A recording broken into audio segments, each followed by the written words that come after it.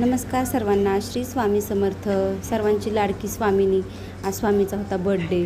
स्वामीला wish करायला बघा कोण कोण आलं होतं.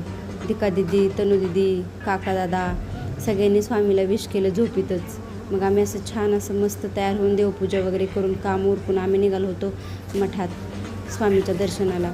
मग छान असं स्वामी महाराजांचं दर्शन वगैरे घेतलं आम्ही, कारण खूप छान वातावरण होतं तिथं, थंड आणि कोणीच नव्हतं, एकदम शांत. कारण जर वेळेस गेले की इतकी गर्दी, पण आज छान दर्शन झालं आमचं.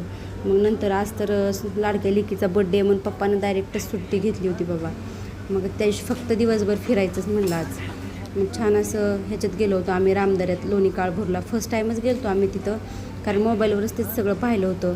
पण स्वामींच्या बड्डे दिवशी मुहूर्त लागला दर्शनाला, पण मग छान असं रामाचं दर्शन वगैरे घ्यायला गेलो होतो. पण इतकं छान वाटत होतं तिकडं, पाणी, एकदम शांत वातावरण, ऊन पण त्या दिवशी एवढं नव्हतं. दर्शन लाईन बंद केल्या होत्या 15-20 मिनटं, आरती चालू होती म्हणून. मग नंतर चालू झाले, आम्ही गेलो दर्शनाला, दर्शन घेतलं आणि मग बाहेर आलो. करितायची आणि स्वामीची अशी मस्ती चालली होती. नंतर मग आम्ही गोळा खाल्ला. खूप ऊन लागत होतं बाहेर आल्यावर. बड्डेचा ब्लॉग उद्या येईल.